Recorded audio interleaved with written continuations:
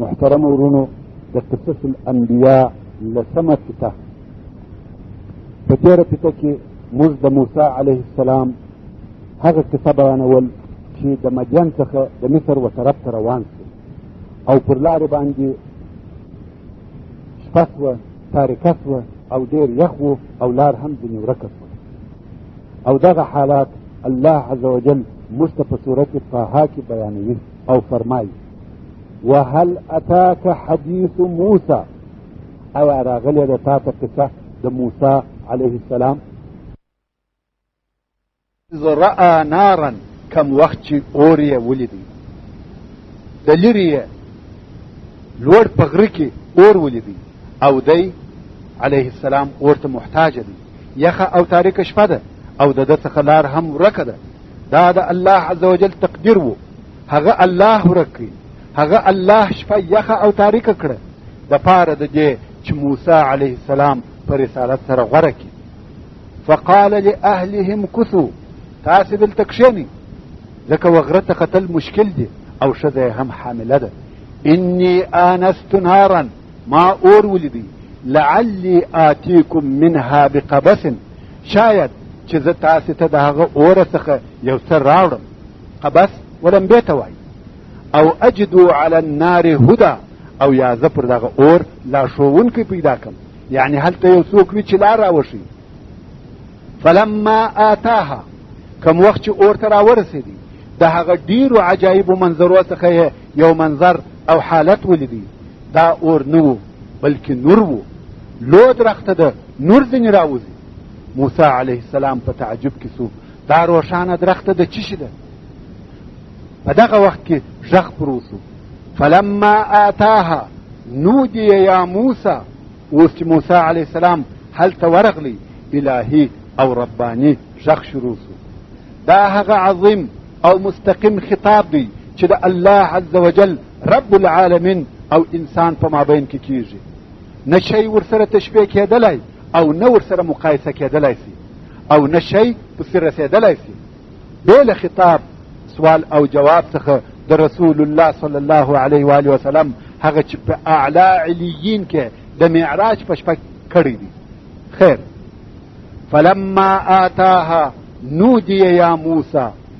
إني أنا ربك فاخلع نعليك إنك بالوادي المقدس طوى غږ پر وسو یا موسی بېشکه زه چې یم ستا رب یم خپلې چوټې دې وکاږه بېشکه ته په مقدسه شیله کې د طوا یې دا مشرف حال په جبل تور کې د طوا په شیله کې واقع سوی دی وانا اخترتک فاستمع لما یوحى او ما ته په رسالت سره غوره کړی یې نو غوږ ونیسه هغه حکم ته چې تا ته یې وحي کېږي انني انا الله لا اله الا انا فاعبدني واقم الصلاه لذكري بېشکه چې زه الله یم بې له ما څخه بل هېڅوک د عبادت وړ او لایق نه دی پس زما عبادت کوه او زما ذکر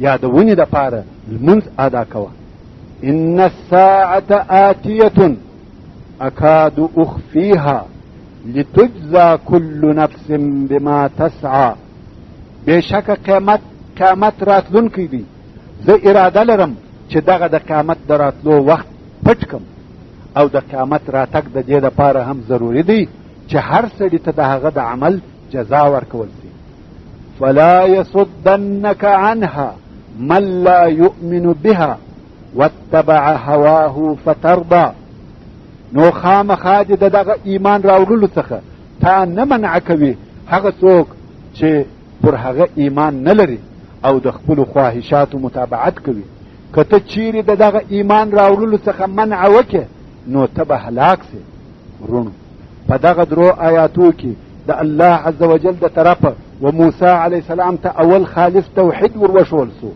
انني انا الله لا اله الا انا او بیا وروښول سوه چې هر قسم عبادت به دې زما دپاره وي فاعبدني واقم الصلاه لذکري او بیا د توحید او عبادت وروسته پر قیامت د ایمان راوړلو تعلیم ورته وسو. ان الساعة آتیة اکاد اخفیها.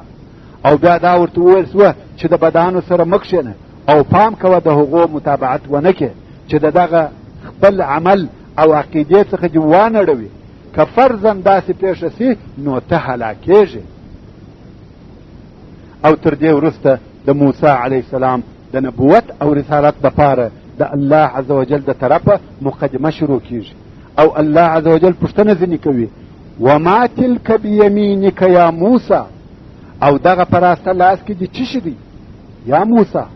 الله عز وجل په خبر دی مګر غواړي چې اول موسی علیه السلام په یقیني ډول سره ووایي چې دا زما لکړه ده بل شی نه دی. او بیا الله عز وجل دا ورښکاره کړي چې الهي قدرت تر هر څه لوړ دی. ستا د لکړې څخه مار جوړېږي. موسی علیه السلام وویل دا زما لکړه ده. قال هي عصاي اتوکأ علیها واهش بها على غنمي ولي فيها مآرب اخرى. موسی علیه السلام په اطمینان سره وویل دا زما لکړه ده چې تکیه پر کوم او په دې سره د درختو بلګونه و خپلو پسو ته راتندم راتویوم چې وی خوري او نور مې هم ډېر حاجتونه او مقصدونه په پوره کیږي. ورونو په دې کې هیڅ شک نشته چې لکړه ډېرې ګټورې فایدې لري. ځینو اشخاصو د لکړې فایدې بیان کړي او شمیرلې دي چې د هغو څخه بیا زه دغه یو مثال درته ووایم.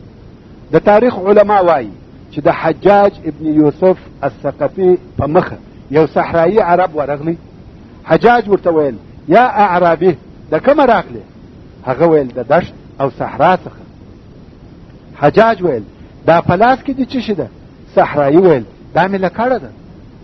د لمانځه په وخت کې مخ ته دروم او خپل بوده په شړم، په سفر کې په قوي کېږم، په تک کې تکیه پر کوم چې ګام مې لوی او پراخه سي، تر ولې په اوړم، د غذارېدو څخه مې راګرځوي چې خپل پټو پر واچوم، د ګرمۍ او باران څخه مې ساتي، یعنې سایوان په جوړېږي. هغه شی چې زما څخه لرې وي و هغه ته مې نږدې کوي.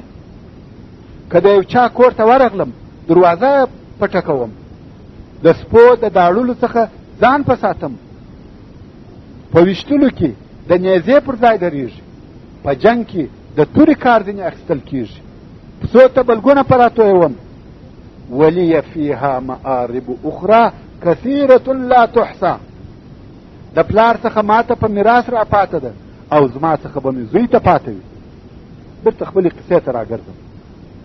نو موسی علیه السلام وویل ولی فیها مآرب اخرى، د هغه به هم دغه ګټورې فایدې مقصد وي. مګر الله عز وجل دا اراده وفرمایل چې و موسی علیه السلام ته د ده د لکړې د فوایدو څخه یوه داسې فایده وروښوي چې بې له ده څخه بل څوک هغه فایده نسي ځینې اخیستلی او د ده دپاره معجزه وي. نو خود الله عز وجل وفرمایل قال القها یا موسی، دغه لکړه دې وغورځوه یا موسی، ته خو یې پېژنې چې دا ستا لکړه ده، ویې غورځوه. فالقاها فاذا هي حیة تسعى.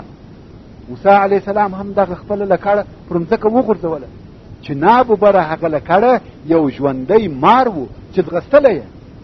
ډېر لوی اژدها مار ځینې جوړ سو او ځغلي. موسی علیه السلام په دغه ناببره یا ناڅاپه اوښتلو په هغه بشري بیره چې انسان یې په طبیعت کې لري وبېرېدی. او په سورة القصص کې الله عز وجل فرمایي وان القي عصاک، ورته وویل سوه چې لکړه دې وغورځوه. موسی علیه السلام هم وغورځول. فلما رآها تهتز كأنها جان، نو کله چې ویلې ده مار دی غورځي، ډېر تیز او چابک حرکت کوي لکه هغه جن. پیری ولا مدبرا ولم يعقب. موسی علیه السلام دغه ځای پرېښاو، پر شا یې الا کړه، ولم يعقب، بېرته نه راوګرځېد، لکه موږ چې وایو تر شا نه ګوري. د الله عز وجل د طرفه غږ پر وسو یا موسی اقبل ولا تخف. انک من الامنین. یا موسی مخ راواړو، بیرته راوګرځه او مه بیریږه، ته د امان ورکړه سوو څخه یې، یعنې ته ساتل سوی یې، ضرر نه در رسېږي. خیر، موسی علیه السلام راوګرځېدی او د الله عز وجل د طرف ورته وویل سوه خذها ولا تخف سنعيدها سیرتها الاولى. واخله او مه بیریږه، ژر به موږ دا لکړه و هغه خپل پخواني شکل ته واړو، یعنی چې ته لاس وروړې وینیسې بیرته لکړه کیږي. موسی علیه السلام بیریږي، ډېر لوی مار دی، نو یې په بیره او احتیاط تر لکۍ ونیوی.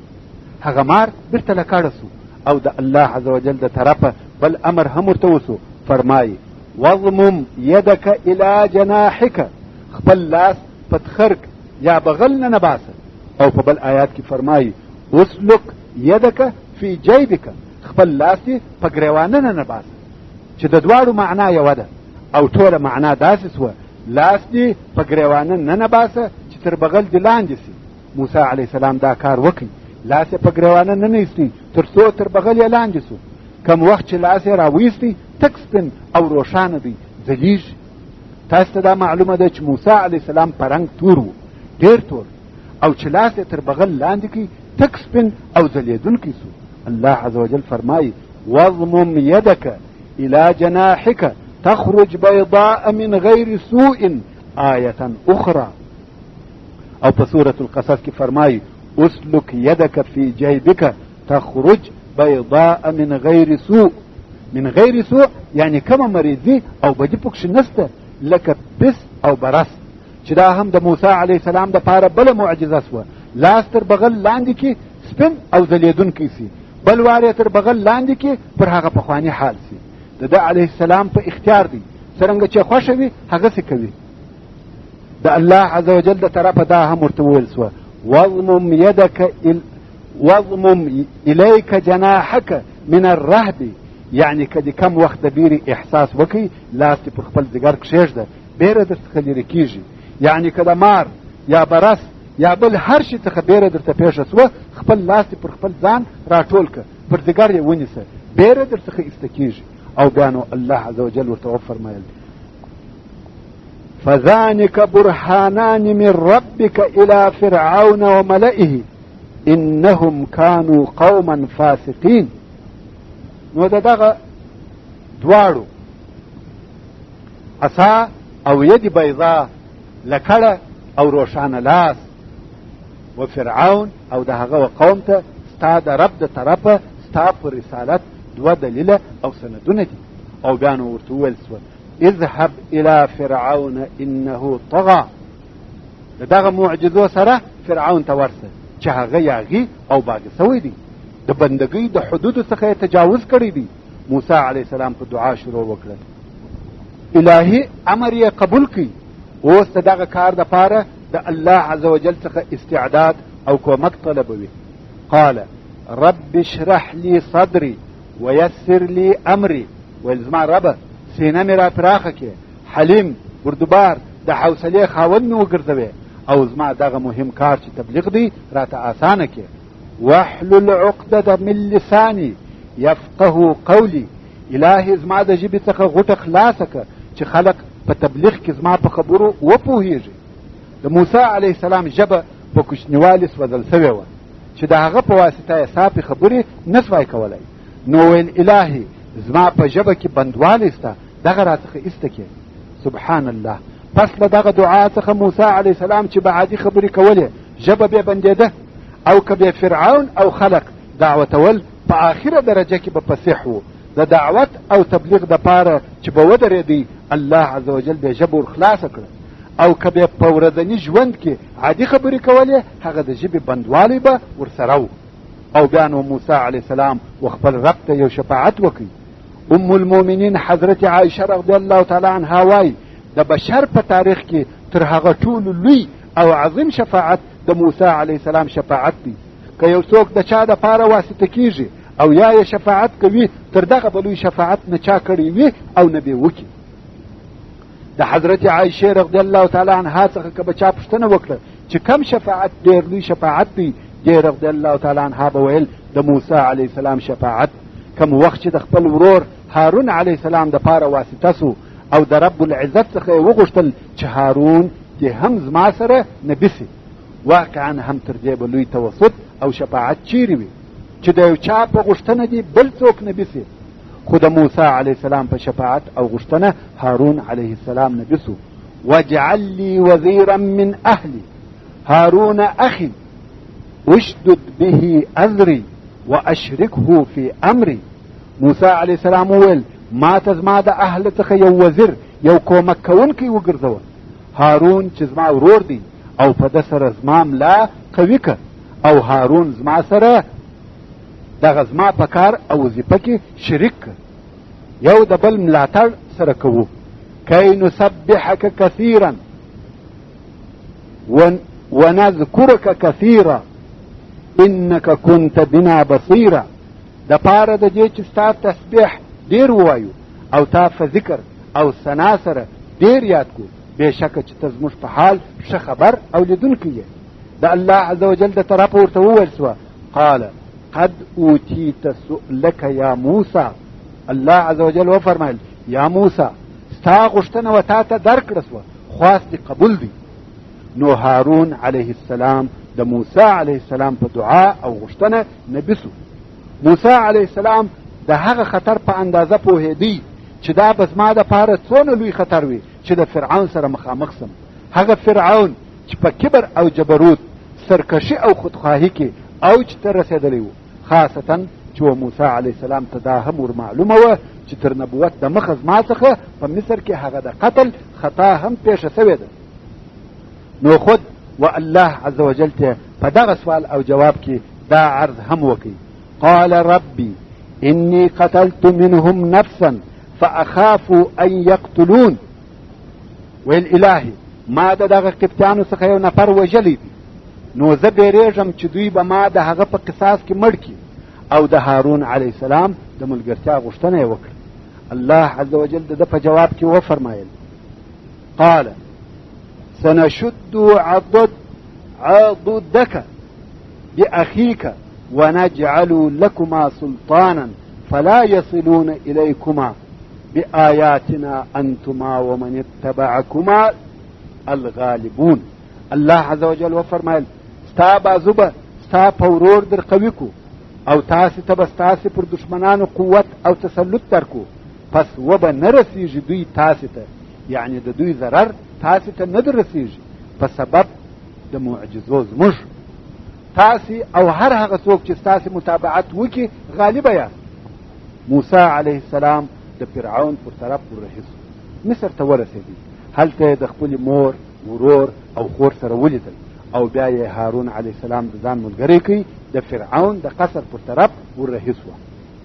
ورونو تاسو ښه متوجه سئ، اوس د چا او چا مقابله شروع کیږي.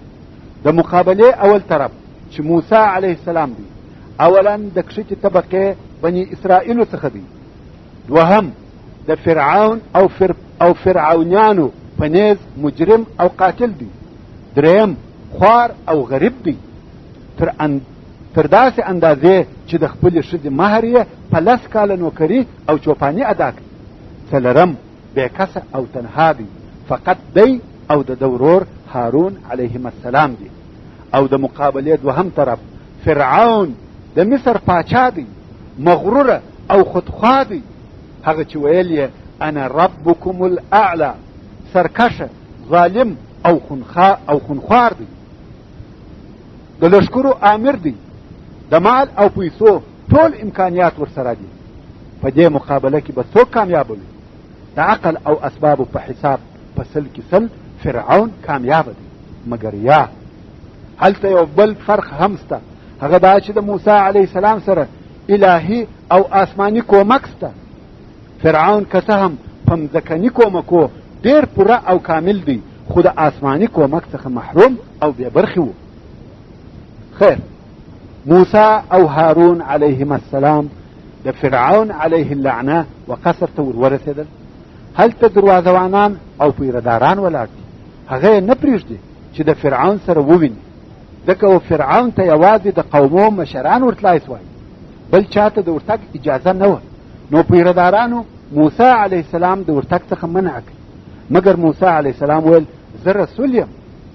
رسول معنا قاصد، لېږل سوی. او رسولان او قاصدان خو د نورو پاچاهانو د طرفه راتله. د پیردارانو دا خیال سو چې دی هم د پاچا د طرفه رسول دی. پیرداران او دروازوانان یې نه پیژني، نو یې اجازه ورکړه چې فرعون ته ورسي. موسی علیه السلام د وروره سره فرعون ته ورغلی. فرعون وپیژندی چې دی موسی دی. سبحان الله، دا یو عجبه او عظیم حالت دی. الله عز وجل په قرآن مجید کې په ډیرو آیاتو کې ذکر کړی دی، خو زه به اوس د دغه آیات شریف په تلاوت سره کفایت وکم. الله عز وجل په سورة الشعراء کې فرمایي: فأتیا فرعون فقولا انا رسول رب العالمین. الله عز وجل و موسی ته امر وکړي چې تاسو دواړه و فرعون ته ورسئ او ورته ووایاست چې موږ د رب العالمین د طرفه رسولان یو، د پاره د دې چې زموږ سره بني اسرائیل د یعقوب علیه السلام اولاده شام ته ولېږه. د بني اسرائیلو اصلي وطن خو شام او د حضرت یوسف علیه السلام په سبب د هغه په زمانه کې مصر ته راغله. هلته یو څه موده د فرعونانو تر ظلم لاندې تېره کړه. اوس د الله عز وجل دا اراده وسوه چې دوی بیرته شام ته ولاړ شي، خو فرعون چې د دوی څخه د مریانو کار اخیستی دا اجازه نور کول چې دوی شام ته ولاړ شي. او حضرت موسی علیه السلام د فرعون څخه د دوی ازادي غوښته. نو اوس د موسی او هارون علیهم السلام د چیش دپاره فرعون ته په رسالت ورغله. د دوی اصلي هدف او مقصد په خپله مصریان نه و، بلکې مقصد د بني اسرائیلو خلاصول و چې د هغه ذلت، ظلم او ستم څخه اخلاص کړي. الله عز وجل و موسی او هارون علیهم السلام ته فرمایي: ورسئ و فرعون ته ووایاست ان ارسل معنا بني اسرائیل، یعنی زموږ سره بني اسرائیل ولېږه. اوس چې موسی علیه السلام ورغلی او خپله غوښتنه یې ورته بیان کړه چې موږ د رب العالمین د طرفه رسولان یو او غواړو چې بني اسرائیل زموږ سره ولېږي. فرعون خو وپېژندی، ویل ته موسی نه یې؟ موسی علیه السلام ویل هو یم. نو فرعون ورته ویل: قال الم نربك فينا وليدا ولبثت فينا من عمرك سنين وفعلت فعلتك التي فعلت وانت من الكافرين. فرعون ویل: ته چې کوچنی هلک وې، آیا موږ ته په خپلو کورو کې نه یې تربیه کړې؟ او ته د خپل عمر څخه څو کاله په موږ کې واوسېدلې او وکړې تا خپل هغه کار چې تا وکړې، یعنی زموږ کپتانو نفر دي په قتل ورساوه او ته د ناشکرانو څخه یې. دا زما ټوله نیکۍ دې هېرې کړې، اوس راغلی بني اسرائیل غواړې؟ موسی علیه السلام د فرعون په جواب کې وویل: قال فعلتها اذا وانا من الضالين. ویل هغه سړی چې زما څخه په خطا کې مړ سو، دا کار هغه وخت ما وکړي چې زه د ناپوهانو څخه وم، یعنی په دې نه پوهېدم چې دغه سړی به زما په یوه سوک مري، ما قصدا نه دی وژلی. که زه پوهېدلی چې دی په یوه سوک مري ما نه وهه. ففررت منکم لما خفتکم فوهب لي ربي حکما وجعلني من المرسلین. پس وتښتېدم ستاسې څخه کم وخت چې ستاسې څخه وبېرېدم او بیا زما رب و ما ته حکم، علم، فهم را وبخشي او زه د رسولانو څخه وګرځولم. وتلك نعمة تمنها علي ان عبدت بني اسرائیل. او ایا دغه ستا تربیه او روزنه یو نعمت دی چې پر ما یې احسان اچوي؟ هغه خو ستا د شفقت څخه نه و، بلکې په دې خاطر و چې بني اسرائیل دې مریان کړي وه. یعنی دا چې ته زما د کوچنیوالي د روزنې احسان را باندې اچوي، دا ډېره بده خبره ده. د یوه کوچني اسرائیلي پالنه او روزنه د دې سره برابرېدلی سي چې تا د بني اسرائیلو ټول قوم مریان کړي وه. خاصتا زما پالنه هم ستا د هغه ظلم په خاطر پېښه سوه چې تا د ټولو بني اسرائیلو هلکان وژل. که ستا ظلم نه وای، زه خپلې مور په تابوت کې اچولم او بیا په دریاب کې غورځولم. دا حالات ټوله ستا ظلم په وجود راوستل. ته باید وشرمېږې، نه دا چې پر ما د روزنې احسان واچوي. موسی علیه السلام په قوت او جرأت د فرعون سره خبرې کولې. هغه چې موسی وویل چې موږ د رب العالمین رسولان یو. فرعون علیه اللعنه په ضد او عناد سره وویل چې رب العالمین څه دی یا څوک دی؟ العیاذ بالله. قال فرعون وما رب العالمین، چې زه یم د بل رب نوم اخیستل څه معنا لري؟ موسی علیه السلام ویل قال رب السماوات والارض وما بينهما ان كنتم موقنين. ویل رب العالمین رب آسمانو او د مځکې او د ټولو هغه شیانو چې د مځکې او آسمانو په مابین کې دي. موسی علیه السلام یوازې فرعون ته خطاب نه کاوه، خبرې یوازې د فرعون سره نه وې، بلکې د مجلس و ټولو حاضرینو ته یې خبرې کولې. ان کنتم موقنین، که تاسې یقین کوونکي یاست نو ایمان پر راوړئ. فرعون و هغه مشرانو ته چې د ده سره ناست وه مخ ور واړاوه، ویل تاسې دا د ده خبرې نه اورئ؟ قال لمن حوله الا تستمعون. دا عجبه خبره نه اورئ؟ یعنی بې له ما بل رب سته؟ موسی علیه السلام وویل هو، ستاسې او ستاسې د اولو پخوانیو پلرو رب. قال ربكم ورب آبائكم الاولین، یعنی ای احمقانو زه چې کم رب یادوم هغه ستاسې او ستاسې د پلرو او نیکهګانو پیدا کوونکی دی. ستاسې تخم او ریشه هم نه وه چې هغه رب د مځکې او آسمانو تصرف کاوه. فرعون چې معقول جواب نه لري نو یې پر موسی علیه السلام د لیوني نوم کښېښاوه. قال ان رسولکم الذي ارسل الیکم لمجنون. فرعون ویل بېشکه ستاسې رسول دغه چې تاسې ته رالیږل سوی دی مجنون لیونی دی. موسی علیه السلام ورته وویل زه هغه رب در یادوم چې د مشرق او مغرب رب دی او د هغو د مابین رب دی، که تاسې یو څه عقل لرئ. قال رب المشرق والمغرب وما بينهما ان كنتم تعقلون. موسی علیه السلام ویل رب العالمین رب د مشرق، رب د مغرب او رب د هغه ټولو شیانو دی چې د مشرق او مغرب په مابین کې دي. که چیرې تاسې یو څه عقل کولای سئ نو ایمان راوړئ. موسی علیه السلام هغه شیان ور یادوي چې فرعون پر هغو قدرت نه لري. فرعون خو وایي زه رب یم، مګر موسی علیه السلام آسمانونه ځکې ور یاد کړه، مشرق او مغرب یې ور یاد کړه. دا شیان د فرعون په لاس کې نه دي. خبره چې تر دې حده ورسېده فرعون پوه سو چې اوس خبره خطرناکه کیږي. د موسی علیه السلام سوال او جواب معقول دي او نور هم پسې زیاتیږي. نو یې په تهدید شروع وکړه چې دا د جبابرو اصول دي. قال لئن اتخذت الها غیري لاجعلنك من المسجونین. فرعون ویل که بې له ما څخه بل څوک د ځان اله وګرځوې قسم دی چې خامخا به تا بندي کړم. ورونو د همیش دپاره د سرکشانو او تاغیانو دغه طریقه او معامله وي. ته حجت، برهان، قانع کوونکي دلایل ورسره وایه، خو د ده جواب بندیخانه، عذاب، ترورول او وژل وي. حتی نن ورځ هم په ډیرو اسلامي مملکتو کې زموږ د امت مسلمه سره دغه سلوک کیږي. الله عز وجل دې پر اسانه کړي. که یو څوک د حق آواز پورته کړي، خلق و اسلامي احکامو او سمې لارې ته راوبولي، په مقابل کې عذاب، بندیخانه، د کاره معزولول او داسې نور کارونه ورسره کیږي چې دا د طاغیانو، فرعونیانو او سرکشانو طریقه او پیروي ده. خیر، کم وخت چې فرعون موسی علیه السلام په بندیخانه سره تهدید کوي، موسی علیه السلام مجبور سو چې د خپلې دعوې د اثبات لپاره معجزې ښکاره کړي. نو یې فرعون ته وویل ایا ته د الله پر الوهیت باور نه کوې؟ که څه هم زه و تا ته یو ښکاره دلیل راوړم. قال اولو جئتک بشیء مبین. ویل که زه ښکاره معجزې در وښیم بیا به هم ستا فیصله دغه وي؟ قال فأتی به ان كنت من الصادقین. فرعون ویل پس هغه ښکاره دلیل معجزه دې راوړه که ته د صادقانو څخه یې. اوس نو موسی علیه السلام ته دا موقع برابره سوه چې خپلې معجزې ښکاره کړي. فالقى عصاه فاذا هي ثعبان مبین.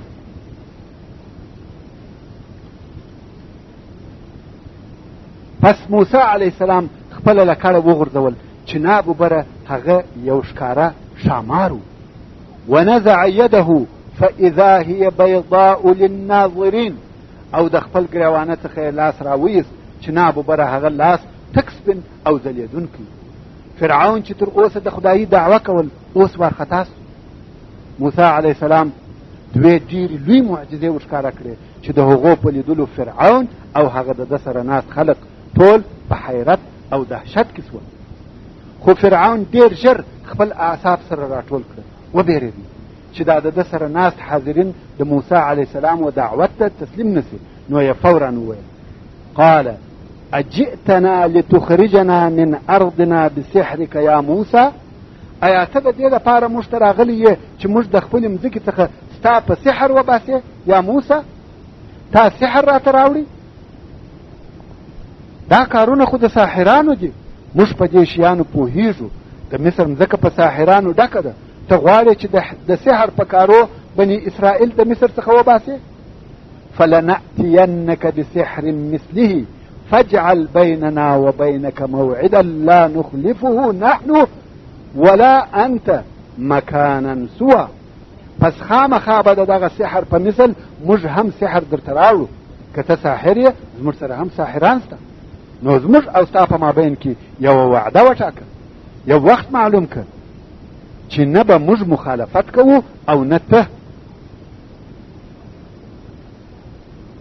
او د وعدې ځای معلوم که چې اوار مشهور او معروفه ځای وي چې ټولو خلقو ته معلوم وي.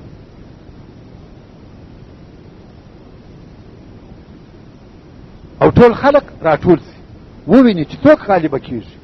او موسی علیه السلام هم دغسې موقع غوښته چې د ټولو خلقو په حضور د حق او باطل مقابله وسي. نو ویل زموږ او ستاسې موعد د اختر یا جشن ورځ او خلق دې د ساشت پر وخت سره راجمع سي. قال موعدكم يوم الزينة وأن يحشر الناس ضحى. خیر دا مجلس سوال او جواب دلته ختم سو او دغه وخت څخه فرعون د خپل مکر او فریب د اسبابو په جمع کولو مشغول سو. څو هغه د موعد ورځ را ورسېد. د مصریانو د لوی میلې ورځ وه، میدان جوړ دی. د مصر ټول خلق مصریان او بني اسرائیل ټول د دغه مقابلې د لیدلو دپاره حاضر سوي دي. دا دی د فرعون د طرفه 40 نفره ساحران راغله. دا هغه ساحران وه چې دوی کوچنیان وه او فرعون د سحر د زده کولو دپاره اختیار کړه او بیا یې پر هغه لویو مشهورو ساحرانو شاګردان کړه. د سحر پر زده کولو یې مکلف او مجبوره کړه. نو واقعا د دوی څخه د مصر ډېر لوی ساحران جوړ شول. د کوچنیوالي تر لویوالي بل کار نه و بې له سحر. او فرعون نور هم ډېر لوی ساحران د مصر د شاوخوا څخه راټول کړي وو. اوس چې ساحران میدان ته حاضر سوه، موسی علیه السلام ساحرانو ته تحذير او انذار ورکړي، تهدید یې کړه. الله عز وجل فرمایي قال لهم موسى ويلكم لا تفتروا على الله كذبا فيسحتكم بعذاب وقد خاب من افترى. موسی علیه السلام ساحران تول ویلکم، الله دې تاسې هلاکي، پر الله عز وجل درواغ متړي، پر تاسې به عذاب نازل کی او هلاک به مو کی. خامخا هلاک خراب او ناامید سو هغه څوک چې پر الله عز وجل یې درواغ وتل. ساحران په خپل مابین کې سره راټول سوه، پټې او کرارې خبرې سره کوي چې خلق او فرعون یې نه اوري. الله عز وجل فرمایي فتنازعوا امرهم بینهم واسروا النجوى. اسروا النجوى پټې او کرارې خبرې سره وکړې. دوی سره وویل تاسې نور خلق پرېږدئ، هغه چې زموږ د سحر په باره کې هر فکر کوي، مګر موږ او تاسې خو پوهیږو چې دغه زموږ کار ټوله چم او خطا ایستل دي. او پر دې بیره ده چې موسی علیه السلام واقعا هم نبي وي او د مخه د کار تر شروع یې موږ تهدید هم کړو. راته ویل ویلکم لا تفترون على الله كذبا فيسحتكم بعذاب. خیر ساحران پس له مشورې او پټو خبرو و فرعون ته ورغله. الله عز وجل فرمایي وجاء السحرة فرعون إن لنا لأجرا إن كنا نحن الغالبين. او ساحران فرعون ته راغله ویل که موږ پر موسی علیه السلام غالبه سو موږ ته اجر او مزدوري سته، کم انعام را کول کیږي. ورونو تاسې دلته متوجه سئ، اول د نبی او د ساحر په مابین کې دغه فرق دی. نبی د همیشه د پاره وایي ان اجري الا على الله، زما مزدوري پر الله د ستاسو څخه هیڅ شی نه غواړم. مګر ساحران دستي و فرعون ته راغله ویل موږ ته کومه مزدوري شته، کوم انعام راکول کېږي؟ قال نعم وانکم لمن المقربین. فرعون ویل هو اجر درکول کېږي او بېشکه تاسې به زما د مقربینو څخه هغه نږدې خلقو څخه یاست. که تاسې دغه سړی مغلوبه کوي یوازې دا نه چې انعام به درکم بلکې تاسې به زما د خاصو خلقو څخه یاست. ساحران هم په تمه سوه. نو ساحرانو د موسی او هارون علیه السلام په باره کې و خلقو ته بیانیه ورکړه، تقریر یې وکړي. الله عز وجل فرمایي قالوا ان هذان لساحران يريدان ان يخرجاكم من ارضكم بسحرهما ويذهبا بطريقتكم المثلى.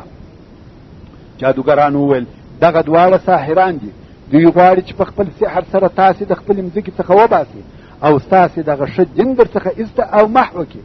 او بیا ساحرانو یو د بل سره وویل متفق سي، اختلاف مه کوئ، فاجمعوا کیدکم ثم اتوا صفا. د خپل سحر او چم اسباب مو سره را جمع کړي او بیا میدان ته په یوه صف راووځئ. ساحران ټوله په یوه صف او یوه قطار د موسی علیه السلام مخ ته راووتل. عجبه منظره ده، 40 ساحران میدان ته راووتل، موسی علیه السلام یوازې دی، فقط هارون علیه السلام یې تر شا ولاړ دی. د اختر ورځ ده، ټول خلق را جمع سوي دي او اوس د دغه مقابلې په انتظار ولاړ. ساحرانو نارې کړې وقد افلح اليوم من استعلى. په تحقیق سره نن ورځ هغه څوک کامیاب دی چې غالب سي. د نن ورځې مقابله فیصله کوونکې مقابله ده. حالت داسې دی لکه د جنگ میدان. قالوا یا موسی اما ان تلقي واما ان نكون اول من القى. جادوګرانو ویل یا موسی یا به اول تخپل لکړه میدان ته غورځوي یا به موږ هغه څوک یو چې اول خپل شیان میدان ته ور اچوي. د الله عز وجل د طرفه و موسی علیه السلام ته وحی نازل سوی چې پرېږده چې دوی خپل سحر میدان ته واچوي. قال بل القوا.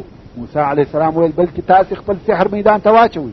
د ساحران سره چې لکړې او رسیانې ورسره وې میدان ته ور واچول چې یو دم دغه لکړې او رسیانې په یوه عجب شکل پر حرکت راغله. داسې معلومیږي چې ځي او زغلي په هوا کېږي. تر داسې اندازې خلق خو څه کوي په خپله موسی علیه السلام هم د ساحرانو تر سحر لاندې سو، پر ده هم تاثیر وکړي. الله عز وجل فرمایي فاذا حبالهم وعصيهم يخيل إليه من سحرهم أنها تسعى. يعني د ساحرانو د سحر په واسطه د موسی علیه السلام په خیال او نظر هم دا ورتله چې دا د دوی رسیانې او لکړې زغلي. او الله عز وجل په بل آیات شریف کې فرمایي فلما القوا سحروا اعين الناس واسترهبوهم وجاءوا بسحر عظيم. يعني کوم وخت چې ساحرانو خپل سحر میدان ته وغورځاوه د خلقو په سترګو یې جادو وکړي او خلق یې په دا خپل سحر وبېرول. ټوله په حیرت کې دي او ډېر لوی سحر یې راوړي. په ټوله میدان کې بل شی نه معلومیږي، ماران دي ځغلي او رازغلي یو پر بل سره اوړي. دا د لاس چالاکي نه وه، چم نه و چې یو شی پټاوه، بلکې واقعا یې هم په خلقو سحر وکړي. د خلقو سترګې مسحورې کړې چې شمبندي ده. ټول خلق دا حالات ویني په حیرت او بیره کې. حتی موسی علیه السلام وبېرېدی. الله عز وجل فرمایي فاوجس في نفسه خیفة موسی. يعني موسی علیه السلام په خپل زړه کې بیره حس کړه. په خپله موسی علیه السلام چې مقابلې ته حاضر سوی دی وبېرېدی. دا څونه لوی سحر و. خو د موسی علیه السلام بیره د مارانو څخه نه وه، بلکې هغه په دې فکر کې سو چې خلق به د سحر او معجزې فرق ونه کړي، ګمراه به پاته سي. دلته الهي مداخله وسوه. الله عز وجل فرمایي قلنا لا تخف انك انت الاعلى. يعني موږ موسی علیه السلام ته وویل مه بیرېږه چې سحر دې د معجزې سره برابر سي، بېشکه چې دا هم ته ډېر غالب یې. وسوسه دې د زړه څخه وباسه. الله عز وجل خامخا حق ته غلبه ورکوي. والق ما في يمينك تلقف ما صنعوا انما صنعوا كيد ساحر ولا يفلح الساحر حيث اتى. وغورځوه هغه شی چې ستا په راسته لاس کې دی، چې تیر کې هغه شیان چې دوی جوړ کړي دي. بېشکه هغه شی چې دوی جوړ کړی دی هغه د ساحر چم دی، او د ساحر چم چې تر هرې اندازې ورسېږي د حق په مقابله کې نسي کامیابه کېدلی. موسی علیه السلام خپله لکړه و میدان ته ور واچول. د لکړې څخه یو دم لوی اژدها مار جوړ شو. دغه مار د دغه نورو شیانو خیالي مارانو په خوړلو تېرولو شروع وکړه، ټوله یې تېر کړه، میدان خالي ودرېدی. ساحرانو چې دا حال ولیدی پوه سوه چې دا سحر نه دی بلکې دا د الله عز وجل د طرفه معجزه ده. نو بې اختیاره پر سجده ولوېده. فالقي السحرة سجدا قالوا آمنا برب هارون وموسى. یعنی پس وغورځول سوه دا ساحران په داسې حال کې چې سجده کوونکي ول، ویل ایمان مو راوړی دی پر رب د هارون او موسی علیهم السلام. دغه جادوګران چې په سحر کې لوی علم او تخصص درلودي هغو ته دا معلومه سوه چې د موسی علیه السلام کار سحر نه دی بلکې دا الهي قدرت دی. بې له ارادې پر سجده ولوېدل. فرعون علیه لعنه ډېر په قهر سو. 40 ساحران د خلقو په حضور د ده د دین څخه اوري او د موسی علیه السلام رب ته سجده کوي. قال آمنتم له قبل ان آذن لكم. فرعون وویل د مخه تر دې چې زه تاسې ته اجازه درکم تاسې د ده تصدیق وکئ، زما تر مشورې د مخه څنګه تسلیمېږئ؟ مګر په حقیقت کې دا مسئله تر لمر روښانه وه او مشورې ته ضرورت نه لري. او بل دا چې ساحرانو په خپل اختیار سجده نه ده کړې، ځکه الله عز وجل داسې ونه فرمایل فسجد السحرة، بلکې فرمایي فالقي السحرة سجدا. الله جل جلاله په دوی سره سجده وکړه. اوس چې فرعون کافر په خپله مقابله کې شکست وخوړي په ډېر بد حالت کې دی، غواړي چې په حیله او درواغو د دغه شکست د شرمه ځان خلاص کړي. نو یې څه وکړه؟ ویل انه لکبیرکم الذي علمکم السحر. بېشکه چې دی ستاسې مشر دی، هغه چې تاسې ته سحر در ښوولی دی دا چم او حیله وه. ستاسې او د ده په مابین کې اتفاق سره سوی و چې په دغه چم خلق د مصر وباسي. ورونو متوجه سي وګورئ فرعون څنګه و اصلي موضوع ته تغییر ورکړي. د نن ورځې تبلیغات، د نشرولو وسایل، خارجي رادیوګانې او د اخبارو منابع هم د غرنګه و حقایقو ته تغییر ورکوي. د خپلې ګټې او مصلحت دپاره هر څه وایي. د یو حق ویونکي څخه مجرم جوړوي. هغه څوک چې خلق و حق ترابولي پر سمه لار یې برابروي هغه ته ارهابي وایي. فرعون هم د غرنګه په موضوع کې مداخله وکړه او حقیقت یو بل شي ته واړاوه. فرعون د خپل تسلیمېدو په عوض د ساحرانو په تهدید شروع وکړه او هغو ته ویل لاس او پښې به مو در پرې کم، مړه به مو کم. فلأقطعن أيديكم وأرجلكم من خلاف ولأصلبنكم في جذوع النخل ولتعلمن أينا أشد عذابا وأبقى. نو اوس به زه ستاسې راسته لاس او چپه پښه در پرې کم او خامخا به تاسې د خرماو د درختو په تنو وزړوم چې دغه ستاسې د حال لیدل د نورو خلقو دپاره عبرت سي او خامخا به تاسې پوه سئ چې د چا عذاب ډېر سخت دی او څوک ډېر پاته کېږي، زه که موسی. مګر ساحرانو د فرعون کافر په جواب کې ورته وویل قالوا لن نؤثرك على ما جاءنا من البينات والذي فطرنا فاقضي ما أنت قاض إنما تقضي هذه الحياة الدنيا. ساحران وویل هیڅ کله به تا تر هغه معجزو اختیار نکو چې موږ ته په ښکاره سره راغلي دي. اوس حق را ښکاره سو او تا به تر هغه الله اختیار نکو چې موږ یې پیدا کړي یو. پس وکه هر هغه کار چې ته یې کوونکی یې، بېشکه چې ته د دغه دنیا پر دغه لږ ژوند حکم کولی سې. یعنې ستا حکم فقط پر دغه بېکاره لږ ژوند چلېږي چې وامړه یې کوي، مګر نور خو هېڅ شی ستا په لاس کې نشته. دلته نو خود فرعون امر وکړي چې دغه ټوله ساحران دي فورا ووژل سي. ساحرانو بیا د خپل ایمان اظهار وکړي او فرعون ته وویله چې دغه سحر خو تا په زور په موږ زده کوي. ساحران خو پوه سوه او پوهېدل چې دا سحر دی او باطل دی او اوس هغو ته حق ورښکاره سو نو یې ایمان راوړي. ویل انا آمنا بربنا لیغفر لنا خطايانا وما اکرهتنا علیه من السحر والله خیر وابقى. بېشکه موږ پر خپل رب ایمان راوړی دي چې موږ ته زموږ ګناهونه راوبخښي او هغه سحر چې تا موږ د هغه پر زده کولو او لطفا فتا واړوه.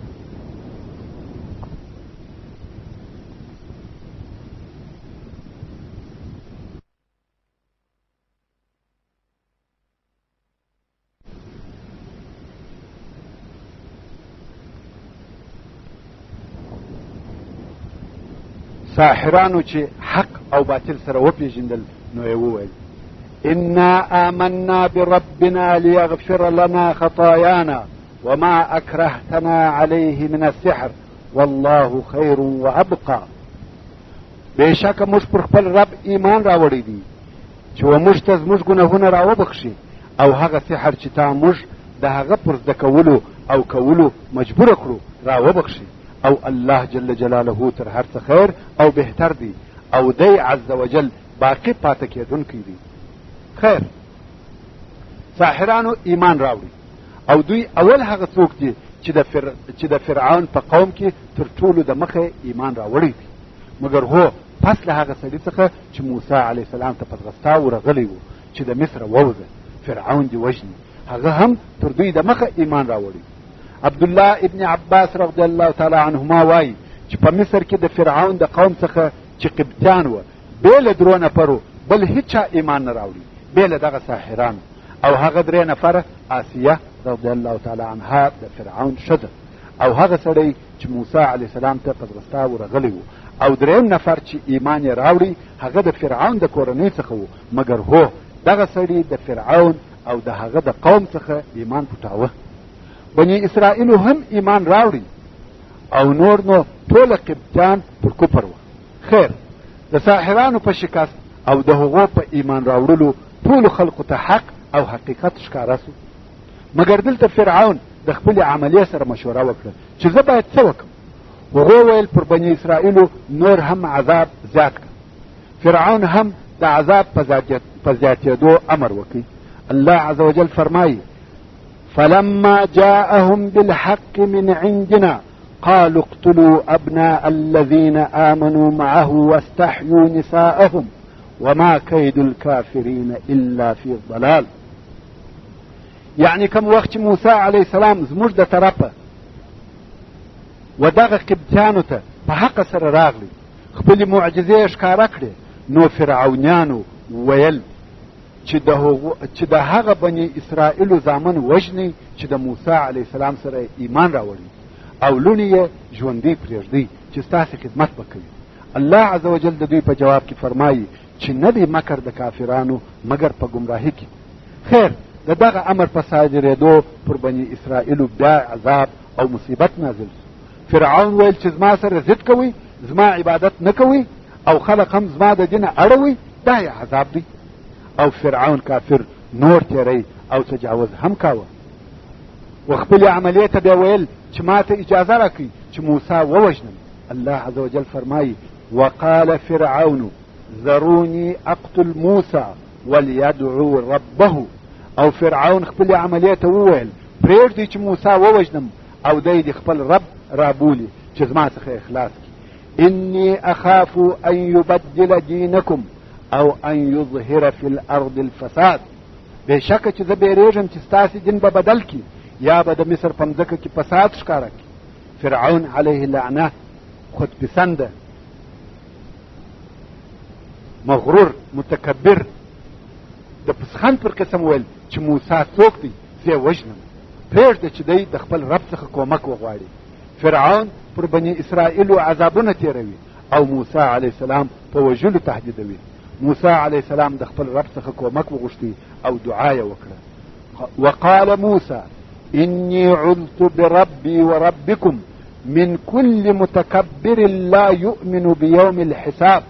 موسی علیه السلام ته چې د فرعون د دمکیو خبر ورسېدی نو یې خپل قوم بني اسرائیل ته وویل بېشکه زه په رب خپل او رب ستاسې د هر متکبر څخه پناه غواړم. هغه متکبر مغروره او سرکشه چې د حساب پر ورځ ایمان نه راوړي. دا خو د موسی علیه السلام جواب و، مګر هلته د فرعون په مجلس کې چې فرعون د موسی علیه السلام د وژلو خبرې کولې، د فرعون د کورنۍ څخه هغه یو نفر چې ایمان یې راوړی و او تر اوسه خپل ایمان پټاوه هغه مداخله وکړه او فرعون ته په نصیحت شروع وکړه. الله عز وجل فرمایي: وقال الرجل مؤمن من آل فرعون يكتم إيمانه أتقتلون رجلا أن يقول ربي الله وقد جاءكم بالبينات من ربكم وإن يك كاذبا فعليه كذبه وإن يك صادقا يصبكم بعض الذي يعدكم. او د فرعون د کورنۍ څخه یو مؤمن سړي وویل، داسې مؤمن چې خپل ایمان یې پټاوه. فرعون او قوم ته یې نه ویلي چې ما د موسی علیه السلام پر دین او رسالت ایمان راوړی دی. هغه وویل: آیا تاسې داسې یو سړی وژنئ چې وایي الله زما رب دی، او حال دا چې و تاسې ته ستاسې د رب د طرفه په ښکاره دلایلو سره او حال دا چې و تاسې ته ستاسې د رب د طرفه په ښکاره دلایلو سره راغلی دی. او که چیرې دغه موسی درواغجن وي، واقعا رسول نه وي، نو د ده د درواغو جزا پر ده ده. او که چیرې دغه موسی صادق وي، نو وبرسیږي و تاسې ته یو څه د هغه عذاب چې موسی یې ستاسې سره وعده کوي. ورونو، دغه مؤمن سړی د فرعون سره د فرعون سره دونه دلایل وویل او دونه سوال او جواب ورسره وکړي چې تر دغه آیات وروسته نور هم 19 آیاتونه د سورت مؤمن یا غافر دغه دلایل بیانوي چې د وخت او فتې د لږوالي په خاطر زه تر هغو تېرېږم او ټوله دلایل یې هم پر وحدانیت د الله جل جلاله وه. جنت او دوزخ یې بیاناوه، د پخوانیو قومو عذابونه یې ورته بیان کړه. دغه سړي په داسې خطرناکه وخت کې و فرعون ته نصیحت کاوه چې شاید د دغه نصیحت په واسطه خپل ژوند د لاسه ورکړي. دا ډېر خطرناکه کار دی چې و فرعون ته د الله عز وجل عظمت بیانوي او ورته وایي تاسې ولې هغه سړی وژنئ چې هغه ستاسې دپاره خوشبخته او آرام ژوند غواړي؟ تاسې ولې د حق او ښکاره معجزو څخه سترګې پټوئ؟ تاسې ولې د تاریخ او د هغه د عبرتو څخه سترګې پټوئ؟ د باغیانو او ظالمانو سره څه وسوه؟ د نوح علیه السلام قوم عادیانو او ثمودیانو ته څه ورپېښه سوه؟ تاسې ولې د حق سره جدال کوئ، د راختلي لمر څخه انکار کوئ او داسې نور نصیحت او دلایل؟ قریبه وه چې فرعون دغه سړی ووژني، مګر الله عز وجل د فرعون د شره وسات. الله عز وجل فرمایي: فوقاه الله سيئات ما مكروا وحاق بآل فرعون سوء العذاب. اشه حالات دغسې روان دي. د مصر د قبطیانو څخه هیچا ایمان نه راوړي بې له هغه درو نفرو، فقط بني اسرائیل دي چې ایمان راوړي. الله عز وجل فرمایي: فما آمن لموسى إلا ذرية من قومه على خوف من فرعون وملئهم أن يفتنهم وإن فرعون لعال في الأرض وإنه من المسرفين.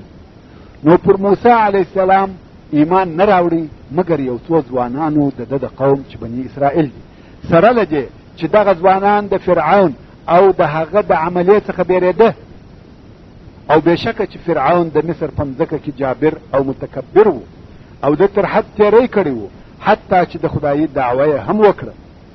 اصلا په موسی علیه السلام ټول بني اسرائیل خوشحاله وه او دی یې هغه رسول بلی چې د ده په واسطه به د فرعون د ظلم خلاصېږي. څرنګه چې ډېر بني اسرائیل د فرعون او د هغه د عملیې د ظلم څخه بیرېدل، نو یې په شروع کې پر شرعي اصولو برابر ایمان نه سوی راوړلی او په مناسب وخت پسې کتل چې هر وخت حق غالبه سي بیا به ایمان راوړو. خو هلته یو څو ځوانانو دا همت وکړي چې د فرعون د ظلم سره سره یې د خپل ایمان اظهار وکړي او بیا په وروسته کې ټولو بني اسرائیلو ایمان راوړي. خیر، خبره دا ده چې د فرعون د طرفه پر بني اسرائیلو عذابونه شروع سوه. د فرعون د خوا امر صادر سو چې د بني اسرائیلو نر اولادونه وژني او انجونې یې پرېږدي، هغه هم د خدمت په خاطر. موسی علیه السلام خپل قوم ته په صبر او استقامت وصیت کاوه. الله عز وجل فرمایي وقال موسى يا قوم إن كنتم آمنتم بالله فعليه توكلوا إن كنتم مسلمين. کم وخت چې د بیرې آثار پر بني اسرائیلو ښکاره سوه، موسی علیه السلام ورته وویل یا قوم که تاسې پر الله جل جلاله ایمان راوړی دی چې خیر او شر هر څه د ده په قدرت کې دي، نو خاص هم پر دغه الله توکل وکړئ. که تاسې مسلمانان یاست، مګر څرنګه چې د قوم هغه اول تکالیف نه و هیر او هغه روحي ستړیاوې نه وې ایسته سوي، نو یې موسی علیه السلام ته ویل چې ستا تر راتګ د مخه هم آزار کړه سو او ستا تر راتګ وروسته هم آزار کړه سو، یعنی چې ته نه وې پیدا سوی، هم ستا په خاطر زموږ اولادونه وژل کېده، زحمتونه را باندې تېرېده، او اوس چې ته راغلې بیا هم ستا په خاطر زموږ اولادونه وژل کېږي، پر موږ عذابونه او تکلیفونه تېرېږي. مګر موسی علیه السلام په تاکید سره ورته وویل ان مع العسر یسرا، بېشکه چې د سختۍ سره اسانتیا سته، د تکالیفو سره راحت سته، پس له سختۍ او تنګۍ آساني او خوشحالي سته. الله عز وجل په خپل قدرت او جبروت سره دا ظلم د همیش دپاره نه پرېږدي. الله عز وجل فرمایي قالوا اوذینا من قبل ان تأتینا ومن بعد ما جئتنا، یعنی بني اسرائیلو و موسی علیه السلام ته وویل چې ستا تر راتګ د مخه موږ ته آزار رسول سوی دی، او پس له هغه چې ته موږ ته راغلې بیا هم آزار را رسول کېږي. قال عسى ربكم ان يهلك عدوكم ويستخلفكم في الارض فينظر كيف تعملون. موسی علیه السلام وویل نږدې ده چې ستاسې رب به ستاسې دشمن هلاک کړي او تاسې به د مځکې خلیفه وګرځوي، او بیا به الله عز وجل ګوري چې تاسې څنګه عمل کوئ، طاعت کوئ که سرکشي، او بیا به د هغه موافقه جزا درکړي. دلته نو بني اسرائیل وخپل حال ته متوجه سوه، توبه یې وکړه. فقالوا على الله توکلنا ربنا لا تجعلنا فتنة للقوم الظالمين. نو بني اسرائیل وویل موږ خاص پر الله جل جلاله توکل کړی دی، او ای زموږ ربه موږ سبب د فتنې د ظالمانو د قوم دپاره مه ګرځوه. ونجنا برحمتك من القوم الكافرين، او یا الهي ستا په رحمت سره موږ ته د کافرانو د قوم څخه نجات راکړه.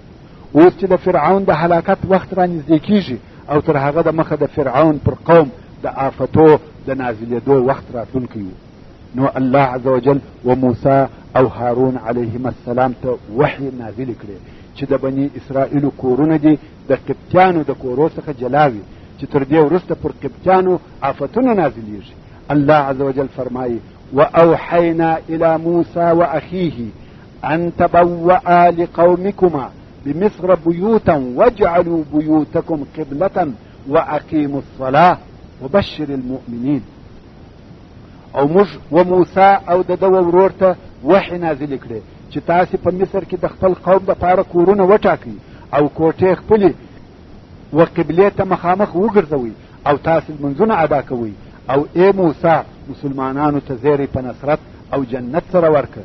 ښه، دا خو د بني اسرائیلو حال دی چې خپل منځونه او عبادت کوي، مګر د فرعون د طرفه هغه سرکشي، ظلم او طغیان شروع دی. دلته نو موسی علیه السلام دعا وکړه. الله عز وجل فرمایي وقال موسی ربنا انك آتيت فرعون وملأه زينة وأموالا في الحياة الدنيا ربنا ليضلوا عن سبيلك ربنا اطمس على أموالهم واشدد على قلوبهم فلا يؤمنوا حتى يروا العذاب الأليم. موسی علیه السلام په تضرع او عاجزي سره وویل ای زموږ ربه تا فرعون او د ده سردارانو ته په دې خسیس ژوند کې د دنیا زینت او مالونه ورکړي دي د پاره د دې چې ستا د لارې څخه خلق ګمراه کړي. ای زموږ ربه د دوی مالونه ورنیستي او هلاک کړي او زړونه یې ورسخت کړي، نو دوی تر هغو ایمان نه راوړي چې سخت دردناکه عذاب ونه ویني. پر زړو یې داسې سخته غوټه ور واچوه چې ایمان او یقین ورتېر نه سي، فقط په هغه وخت کې دوی ته یقین حاصل سي چې دردناکه عذاب په خپلو سترګو وویني. د الله عز وجل د طرفه د موسی علیه السلام دعا قبوله سوه. د تاریخ علما وایي چې د فرعون د قوم د مشرانو او هغه لوی متابعینو مالونه و ډبرو ته واوښته، حتی خوراکي مواد یې ډبرې سوه، تر داسې اندازې چې اګۍ او د ماش دانه هم ډبرې سوه. نو الله عز وجل د موسی علیه السلام دعا قبول کړه او عز وجل فرمایي قال قد اجیبت دعوتکما فاستقیما ولا تتبعان السبیل الذین لا یعلمون. الله عز وجل فرمایي په تحقیق ستاسې دعا قبول کړه سوه، نو تاسې پر خپل تبلیغ قائم اوسئ او متابعت د هغو کسانو مکوئ چې نه پوهیږي. د روایاتو څخه داسې معلومیږي چې موسی علیه السلام به شرا کول او هارون علیه السلام به آمین آمین ورسره وایي. نو الله عز وجل په دغه لحاظ وفرمایل دعوتکما، ستاسې دوه دعا اوس چې پر قبول شوه. اوس چې فرعون پر بني اسرائیلو عذاب سخت کړي، الله عز وجل هم پر مصریانو عذاب نازل کړي. څرنګه چې پر بني اسرائیلو عذاب زیات سو، بالمقابل پر فرعون او د ده پر اتباعو آفت پس له آفته نازلېدی. الله عز وجل فرمایي ولقد اخذنا آل فرعون بالسنین، په تحقیق موږ نیولی و د فرعون قوم په کاختۍ سره. کاختي شروع سوه، باران بند سو، د رودینیل اوبه کښته سوې، کښتو ته نه راپورته کېږي. پر مصریانو لوږه سخته سوه. فرعون پوه سو چې دا د موسی علیه السلام د کارو څخه دی. موسی علیه السلام یې راوغوښتی، ویل خپل رب ته دې دعا وکړه چې زموږ څخه دغه وچکالي ایسته کړي، زه به پر بني اسرائیلو عذاب بند کم. موسی علیه السلام موافق سو او خپل رب ته دعا وکړه چې وچکالي ایسته سي. دعا یې قبوله سوه، بارانونه وسوه، رودینیل وبهېدی، مګر فرعون کافر بیرته پر بني اسرائیلو عذاب شروع کړي. دلته فورا د الله عز وجل د طرفه بل عذاب نازل سو چې هغه د حاصلاتو او میوو کمیدل و. الله عز وجل فرمایي ولقد اخذنا آل فرعون بالسنین، چې دا وچکالي او کاختي وه، ونقص من الثمرات، کمبود په میوو کې چې دا بل عذاب و. د درختو د میوو وخت چې راسي، هغه لو درخته چې ډېرې میوې به کولې فقط یوه دانه میوه وکړي. د خرما لو درخته فقط یوه دانه خرما کوي. د انګورو لوی تاک یوه دانه انګور کوي. ونقص من الثمرات، عذاب په مقابل کې د عذاب راځي. فرعون د بل وار دپاره موسی علیه السلام راوغوښتي، ویل خپل رب ته دې دعا وکړه چې دغه آفت راڅخه ایسته کړي او زه به بني اسرائیلو ته اجازه ورکړم چې در سره ولاړ سي. موسی علیه السلام خپل رب ته دعا وکړه، میوې بیرته ډېرې سوې، مصر ته بیا نعمتونه راغله، مګر فرعون کافر بیا هم دا ونه منله چې بني اسرائیل د مصر څخه ووځي. که به راحت او نعمت پر راغی، ویل دا زموږ دی او موږ یې اهل یو، او که به ضرر ورسېدی، ویل بیا دا د موسی او د هغه د ملګرو شامت دی، هغه به پر بدپالي نیول. الله عز وجل فرمایي فاذا جاءتهم الحسنة قالوا لنا هذه، کم وخت چې به پر فرعونیانو ته ښه حالت ورپېښ سو، پراخي او غنا به ورته راغله، نو دوی به ویل چې دا زموږ دپاره ده، یعنی موږ یې وړ او لایق یو. وان تصبهم سیئة یطیروا بموسی ومن معه، او که به چیرې یو سیئه بدحالي او کاختي ورسېدل، نو موسی او د ده ملګري به پر بدفالي نیول، ویل به دا د دوی د شامت موږ ته رارسېږي. الله عز وجل دغه د دوی قول وررد کړي او په جواب کې وفرمایل الا انما طائرهم عند الله ولكن اکثرهم لا يعلمون، یعنی واوري خبر اوسئ چې د دوی د بدفالۍ سبب د الله عز وجل په نیز دی، مګر اکثره د دوی نه پوهیږي چې سبب یې د دوی اعمال دي. دغه ستاسې ظلم، تیری او تجاوز، بغاوت او شرارت د دغه عذابو سبب دی. دا هغه بدبختي ده چې ستاسې د کفر په واسطه تاسې ته درسیږي. اوس د موسی علیه السلام د نبوت علامې او معجزې پرله پسې پر فرعونیانو نازلیږي. الله عز وجل فرمایي فارسلنا عليهم الطوفان والجراد والقمل والضفادع والدم آيات مفصلات فاستكبروا وكانوا قوما مجرمين. نو موږ ولېږل پر دوی پرله پسې آفتونه، طوفان او ملخان او شپږې او چنگوشي او ویني واضح دلایل او جلا سوي، نو دوی تکبر وکي او دوی مجرم قوم ګناهکاران وو. نه علامه او معجزه و فرعونانو تراغله. اوله علامه لکړه وه چې مار به ځینې جوړ سو، دوهمه علامه لاس وو چې سپین او روښانه به سو، درېیمه علامه وچکالي او د کاختۍ کلونه وه، څلورمه علامه په میوو کې کمبوت وو، او پنځه علامې دغه دي چې الله عز وجل په تیر سوي آیات په تیر تلاوت سوي آیات شریف کې ذکر کړي دي. طوفان، ملخان، شپږې، چنګښې او وینې. د دغه پنځو عذابو څخه اول طوفان و. اوه شپې او اوه ورځې پرله پسې باران پر اورېدی، رودنیل ډک سو او راواوښتي. د مصر په غرقېدو یې شروع وکړه، مګر د بني اسرائیلو و کورو ته نه ورځي. سیل به راغلی، د بني اسرائیل و کور ته چې به راورسېدی و به درېدی، لرې به سو. د قبطي او مصري کور ته چې به راورسېدی پسې وردننه به سو. الهي علامه او معجزه ده، په خپلو سترګو یې ویني. مصریان په طوفان غرقېږي، بني اسرائیل د دوی په مابین کې دي، څه نه پکېږي. هر وخت چې به پر فرعونیانو آفت نازل سو، موسی علیه السلام به ور وغوښتی او د ده څخه به یې غوښته چې دغه آفت را څخه لرې کړه. موسی علیه السلام ته به وعدې ورکړې، خو چې آفت به د موسی علیه السلام په دعا پورته سو، فرعون به بیرته پر هغه خپل غرور او عناد ټینګ ودرېدی. دوهمه معجزه ملخان و. ملخان دی پر اوري، هر باغ او کښت چې به د مصریانو وو ټول به ملخانو وخوړي، مګر د بني اسرائیلو کښتو ته به صحیح مګر د بني اسرائیلو کښتونه به صحیح سالم ولاړ وو. بیا یې موسی علیه السلام راوغوښتی او عذاب به پورته سو، او بیا د شپږو عذاب پر نازل سو، چې څوک وایي شپږې وې، هغه چې په وړیو وړو او خوراکي موادو کې پیدا کیږي، او څوک وایي شپږې وې، هغه چې په وریښتانو او بدن کې پیدا کیږي. خو مشهوره یې دا ده چې شپږې وې. د مصریانو په سرو او بدنو کې شپږې نشر سوې. سړی چې به خپلې ښځې ته ورنږدې کېدی، شپږې به پرې راغورځېدې.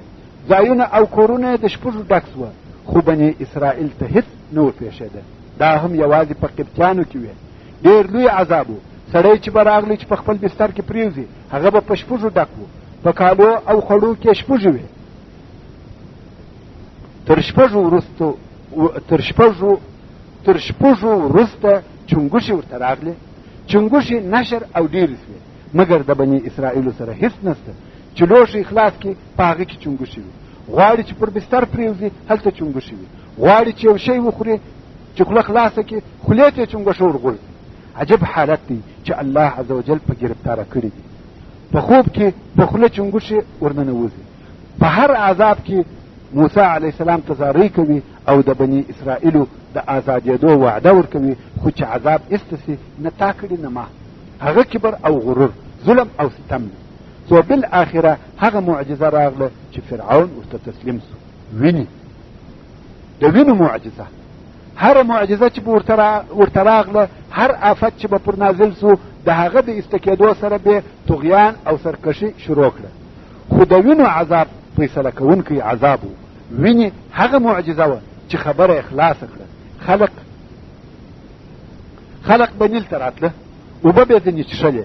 اسرائیلي چې به څښلې، اوبه به وې. مصري چې به راپورته کړې، اوبه به وینې سوې. څاهانو ته ولاړه. اسرائیلي چې به اوبه راکښلې، اوبه به وې.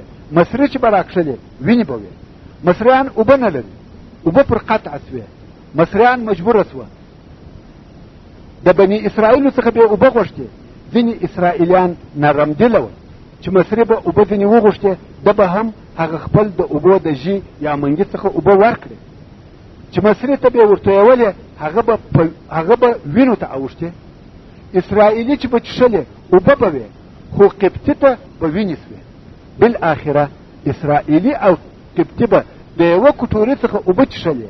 اسرائیلي ته به اوبه ورتلې او قبطي ته به وینې. تر څو چې و اسرائیلي ته به ویل ته اوبه په خوله کې واخله او بیا یې زما په خوله کې راواچوه. د اسرائیلي په خوله کې به اوبه وې، خو د مصري خولې ته چې به ورتلې، وینې به وې. ټوله خلق دا معجزې ویني، مګر ایمان نه راوړي. الله عز وجل فرمایي فاستکبروا وکانو قوما مجرمین. دوی تکبر وکړي او دوی مجرم او ګناهکار قوم. د دغه ټولو حالاتو سره ایمان نه راوړي. پرله پسې نه معجزې او ایمان نه راوړي. الله عز وجل فرمایي ولما وقع عليهم الرجس، یعنی کوم وخت چې پر دوی عذاب نازل سو او هغه سخت ترین عذاب په وینو کې و، پر فرعونیانو چې خبره ډیره درنه سوه، نو موسی علیه السلام ته راغله. قالوا یا موسی ادع لنا ربك بما عهد عندك لئن كشفت عنا الرجز لنؤمنن لك ولنرسلن معك بني اسرائيل. ويا موسی زموږ د پاره و خپل رب ته دعا وکړه، که تا دغه عذاب زموږ څخه لرې کړي خامخا به موږ ایمان راوړو او خامخا به بني اسرائیل ستا سره ولیږو چې بیرته خپل وطن فلسطین ته بوځي. نو الله عز وجل فرمایي کم وخت چې موږ د دوی څخه عذاب ایسته کړي دوی هغه خپله وعده ماته کړه. فلما کشفنا عنهم الرجز الى اجل هم بالغوه اذا هم ينكثون.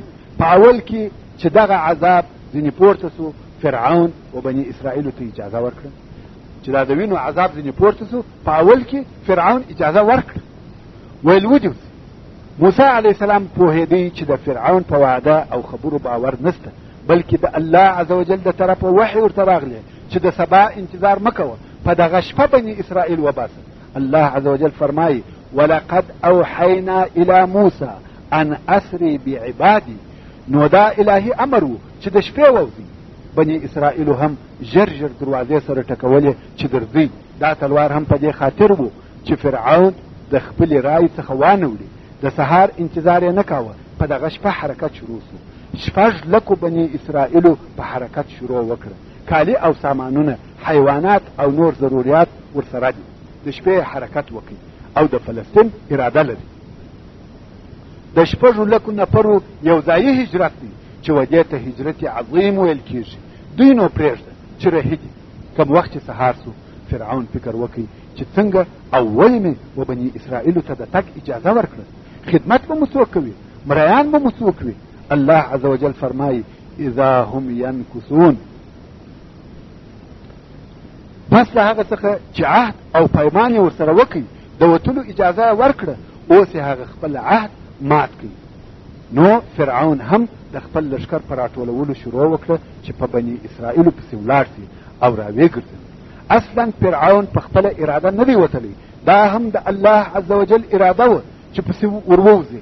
الله عز وجل فرمایي فاخرجناهم من جنات وعيون. اوس چې فرعون پښیمانه سو چې څنګه مې اجازه ورکړه، د لشکر په جمع کولو مشغول سو. د لشکر جمع کولو هم وخت په بر کې ونیوي. په دغه وخت کې موسی علیه السلام د خپلو ملګرو سره و بحر احمر ته رسېدلی و. اصلا بحر احمر 2 شاخه لري چې یوه شاخ ته یې قلزم ویل کېږي. نو موسی علیه السلام د بحر احمر و قلزم ته رسېدلی و. بني اسرائیلو چې تر شا وکتل که ګوري فرعون د لشکر او اسلحې سره په دوی پسې دی. الله عز وجل فرمایي فلما ترى الجمعان قال اصحاب موسی انا لمدركون. کوم وخت چې دغه 2 ډلو سره ولیدل نو د موسی علیه السلام ملګرو وویل چې بېشکه موږ نیول کېږو، راپسې را رسېږي. خلق په بیره او تشویش کې دي، مخته یې دریاب دی، شاته یې فرعون، لکه محاصره چې وي. الله عز وجل فرمایي فأوحينا إلى موسى أن اضرب بعصاك البحر فانفلق فكان كل فرق كالطود العظيم. اوس چې بني اسرائیل وارخطا دي، الله عز وجل فرمایي چې موږ موسی علیه السلام ته وحی امر وکړي چې په خپله لکړه دریاب ووهه. پس دریاب وچاودي، بیا سوه هره برخه، یعنی هر طرف د اوبو لکه اوږد لوړ او لوی غر. د دریاب اوبه یوه طرف او بل طرف ته ولاړې او د هر طرف اوبه داسې ودرېدې لکه یو ډېر لوی غر.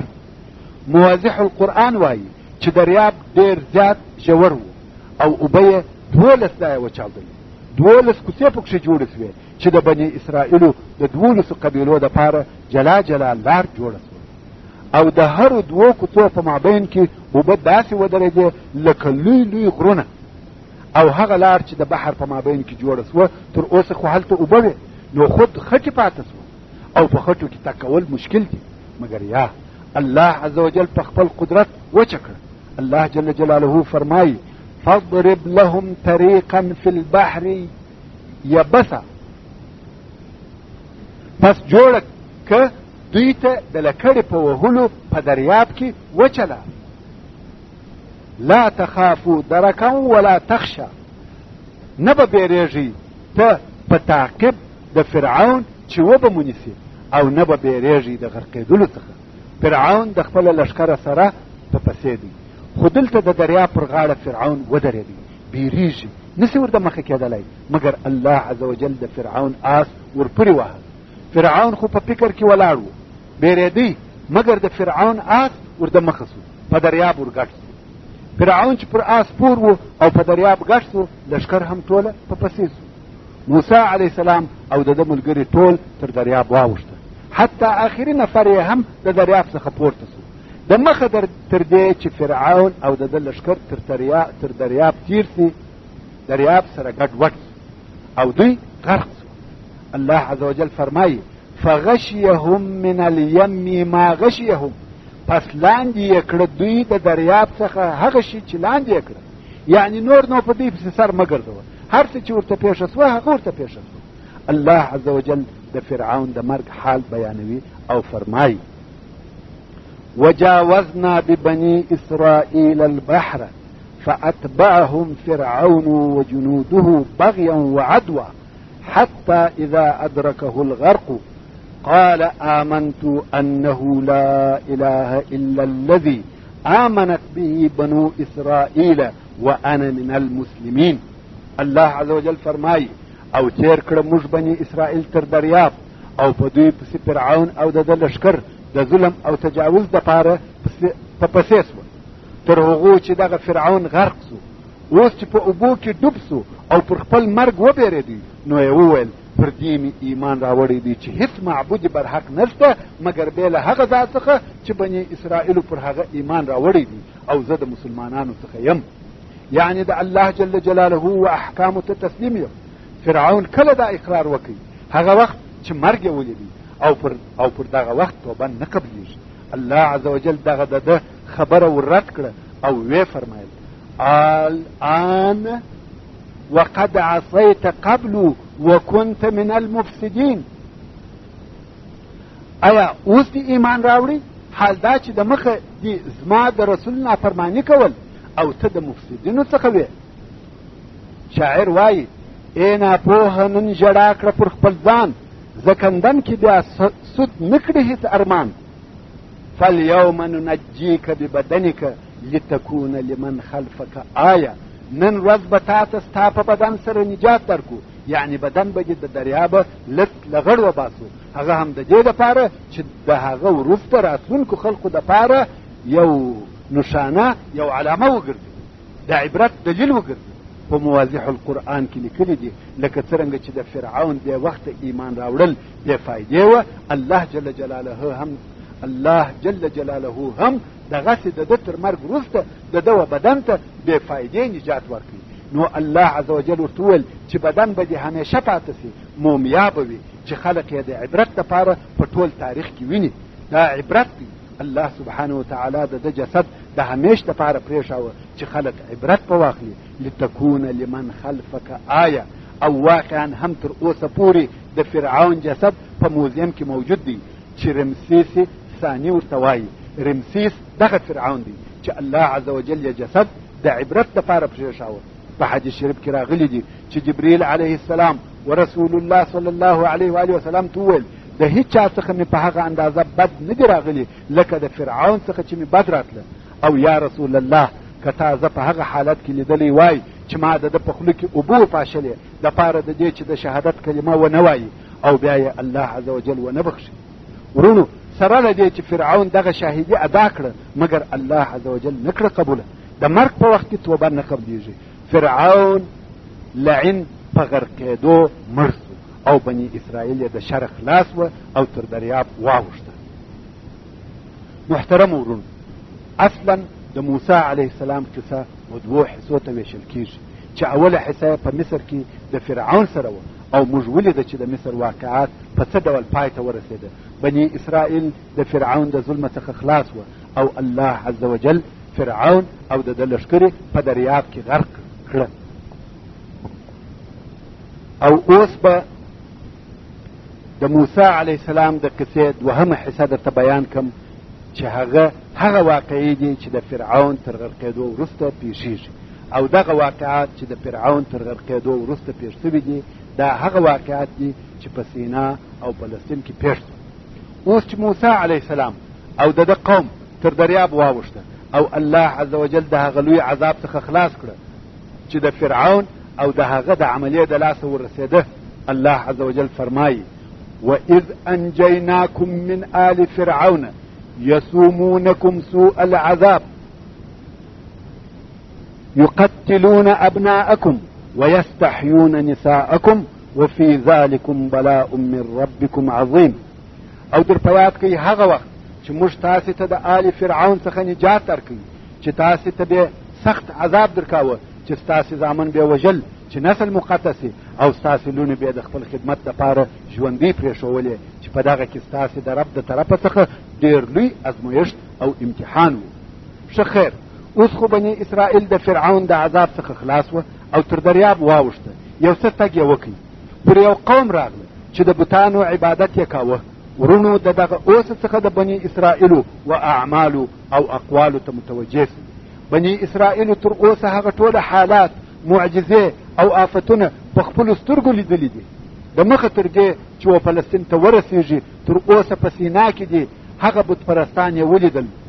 د دوی هم و بتپرستۍ ته زړه وغوښت، ویل یا موسی موږ ته هم دغسې یو معبود او اله را جوړ کړه لکه دوی چې معبودان الهه لري. الله عز وجل فرمایي وجاوزنا ببني إسرائيل البحر فأتوا على قوم يعكفون على أصنام لهم قالوا يا موسى اجعل لنا إلها كما لهم آلهة. او تیر کړه موږ بني اسرائیل تر دریاب، نو دوی راغله پر یو قوم چې هغه قوم خپلو الهو ته په عبادت ولاړو. بني اسرائیل وویل یا موسی موږ ته هم یو معبود را وټاکه، را جوړ که لکه دوی چې الهه لري. موسی علیه السلام په جواب کې ورته وویل بېشکه تاسې یو قوم یاست چې نه پوهېږئ. قال انکم قوم تجهلون. اوس بني اسرائیل د فلسطین و طرف ته پر لارې روان دي. موسی علیه السلام ته امر وسو چې جبل تور ته ولاړ سه، څرنګه چې الله عز وجل وعده ورسره کړې وه چې هلته به تورات ورکړي چې د ده او د ده د قوم دپاره شریعت وي. الله عز وجل فرمایي وواعدنا موسی 30 لیلة. الله عز وجل وعده ورسره وکړه چې و جبل تور ته به راځې او هلته به د غره سره 10 شپې تېروې چې په دغه موده کې به تورات په لاس درسي. اوس چې تر دریاب را واوښته خلق رهي دي، خو موسی علیه السلام تلوار وکړي تر دوی د مخه سو، غواړي چې د الله عز وجل د رضا دپاره تر قوم د مخه و جبل تور ته ورسي. غواړي چې ژر تورات لاس ته راوړي چې دا پر جبل تور د موسی علیه السلام او رب السماوات والارض دوهم ملاقات دی. دلته بني اسرائیل یو خو 6 لکه نفره دي چې ډېر عدد دي، او بل ښځې کوچنیان سپین ږیري ورسره دي، نو خود تګ او حرکت یې په ځنډ او کرار دی. موسی علیه السلام یوازې او تر دوی د مخه و جبل تور ته ورسېدی. الله عز وجل فرمایي وما اعجلك عن قومك يا موسى، يعني چی شي تلواري کړې چې تر قوم د مخه راغلې یا موسی. قال هم اولئي على اثري وعجلت اليك ربي لترضى. موسی علیه السلام ویل دوی هغه دي تر ما وروسته را پسې را روان دي او ما په راتلو کې تلوار وکړي چې ته زما څخه راضي سې ای زما ربه. موسی علیه السلام و جبل تور ته ورسېدی او هلته د هغه مبارکې درختې سره د دوهم وار دپاره د الله عز وجل سره بې له لیدلو خبرې او ملاقات کوي. او په دغه مقدسه وادي کې چې هلته جبل تور دی د تورات ولاسته راوړلو انتظار کوي. او موسی علیه السلام تر خپل تګ د مخه قوم ته ویلي وه چې زه به پس له 10 ورځو بیرته تاسې ته راسم. او خپل ورور هارون علیه السلام ته وویل چې زما د غیاب په وخت کې زما د قوم دپاره زما خلیفه اوسه او د دوی افعال ور اصلاح کوه او د مفسدانو د لارې متابعت مه کوه. الله عز وجل فرمایي وقال موسى لأخيه هارون اخلفني في قومي وأصلح ولا تتبع سبيل المفسدين. موسی علیه السلام خپل قوم پرېښاوه او د دوی د امورو د اداره کولو دپاره خپل ورور هارون علیه السلام د دوی سره پرېښاوه.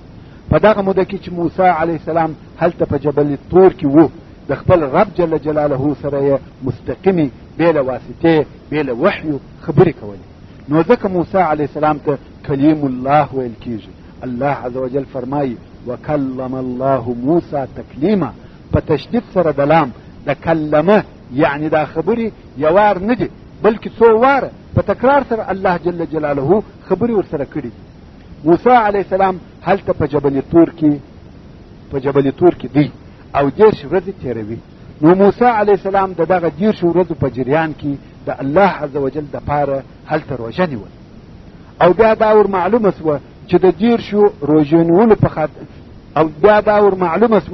د ډېرو روژې نیولو په خاطر یې د خولې بوی تغییر وکړي. نو یې بیرته روژه نیول پرېښول چې د خولې بوی یې و طبیعي حال ته راوګرځي. الله عز وجل پر دغه روژه خوړلو عتاب ورکړي. ویل ولې دې روژه وخوړل؟ موسی علیه السلام ویل د خولې بوی مې تغییر وکړي. الله عز وجل وفرمایل آیا ته نه خبر چې د روژاتي د خولې بوی زما په حضور د مشکو تر بوی بهتر دی؟ نو نورې 10 روژې ونیسه چې په دې حساب تر هغه 10 ورځو چې موسی علیه السلام به هلته تېرولې نورې 10 ورځې هم زیاتې شوې، چې ټوله 40 ورځې موسی علیه السلام په جبل طور کې تېرې کړې. اگر چې د دغه 10 او بیا نورو 10 ورځو په متعلق نور اقوال هم شته، خو موږ تر هغه تېرېږو. الله عز وجل فرمایي وواعدنا موسى 30 ليلة وأتممناها ب10 فتم ميقات ربه 40 ليلة. یعنی موږ د تورات د ورکولو دپاره د موسی علیه السلام سره 10 شپې او ورځې وعده کړې وه، او بیا هغه 10 شپې موږ په 10 نورو سره پوره کړې. نو پوره سوه وعده د رب د ده 40 شپې او ورځې. اوس چې موسی علیه السلام د دغه 40 ورځو په جریان کې د الله عز وجل سره بې واسطې خبرې کولې، نو د موسی علیه السلام د الله سبحانه وتعالی د دغه حب او خبرو کولو څخه نوره تمه هم پیدا سوه. او ویې ویل ای زما رب ما ته خپل ځان راښکاره کړه چې زه تا ته وګورم. الله عز وجل فرمایي ولما جاء موسى لميقاتنا وكلمه ربه قال ربي أرني انظر إليك. یعنی کوم وخت چې موسی علیه السلام زموږ د میقات دپاره راغی او د ده رب د ده سره خبرې وکړې، نو موسی علیه السلام وویل ای زما ربه ما ته خپل ځان راښکاره کړه چې زه تا ته وګورم. د موسی علیه السلام دا امید هم پیدا سو چې الله عز وجل وویني، مګر الله عز وجل د ده په جواب کې وفرمایل قال لن تراني، ته به ما ونه وینې، پاکي دې ویده لره، لا تدركه الابصار وهو يدرك الابصار. سترګې دی جل جلاله نسي لیدلی، ادراک یې نسي کولی. د معراج په حدیث شریف کې کوم وخت چې حضرت عایشه رضی الله تعالی عنها د رسول الله صلی الله علیه و آله وسلم څخه پوښتنه وکړه چې آیا خپل رب دې ولیدی؟ سردار کونین رسول الله صلی الله علیه و آله وسلم وفرمایل نور انا اراه، هغه نور دی څنګه یې ووینم؟ نو رسول الله صلی الله علیه و آله وسلم خپل رب د معراج په شپه ونه لیدی. او دلته چې موسی علیه السلام وغوښته چې الله عز وجل وویني، الله عز وجل دا کار منع کړي او وی فرمایل لن ترانی. او په حدیث شریف کې راغلی دی حجابه النار، په بل روایت کې وایي حجابه النور فاذا ازاله احرق ما امامه. حجاب یې اور یا نور دی کې ایسته کوي هغه چې مخ ته یې دي ټوله سوځي. نو الله عز وجل وفرمایل لن تراني ولكن انظر الى الجبل فان استقر مكانه فسوف تراني. ته به ما په دنیا کې ونه وینې، مګر ته هغه غره ته وګوره چې هغه بل غر و، نه جبل طور. ته هغه غره ته وګوره، که هغه غر پر خپل ځای ثابته پاته سو نو قریبه ده چې ته به هم ما ووینې. موسی علیه السلام هغه غره ته کتل فلما تجلى ربه للجبل جعله دکا. نو کوم وخت چې د موسی علیه السلام رب بلا کیفه تجلا پر دغه غره وکړه، د خپل نور یو څه حصه یې وغره ته وښکاره کړه، هغه غر یې ذرې ذرې کړي. ابن عباس رضی الله تعالی عنه وایي ما ظهر منه الا انملت الخنصر، یعنی تر خمچي ګوتې لا لږ د الله عز وجل نور پښکاره سو. دغه غر د الله عز وجل د نور څخه خاورې وګرځېدې. ډېر عجیب هیبتناکه او شاندار حالت و. موسی علیه السلام ورته ګوري، غر شوري، ټوټه ټوټه کیږي، سره تویږي او خاورې ځینې جوړیږي. ډېر عجیب او ډېر عظیم حالت دی. د دغه حال د عظمت او هیبت څخه پر موسی علیه السلام بېهوشي راغله. الله عز وجل فرمایي وخر موسی صعقا، او موسی علیه السلام بېهوشه ولوېدی، غزار سو. موسی علیه السلام 40 ساعته بېهوشه پروت و. فلما افاق قال سبحانك تبت الیک وانا اول المؤمنین. کوم وخت موسی علیه السلام پر هوش راغلی نو ویل یا الله د ټولو عیبو څخه پاک او تا ته مې توبه ده او زه په خپله زمانه کې اول مؤمن یم. یعنی الله عز وجل ډېر تر دې لوړ دی چې د کوم مخلوق سره د مشابه وي او دغه فاني سترګې دي د هغه ابدي ذات د لیدلو توان ولري. سبحان الله العظیم. کمه علامه کمه معجزه به تر دغه لوی وي چې د الله عز وجل. محترمو ورونو، پاتې قصه به د قصة الانبیاء په یول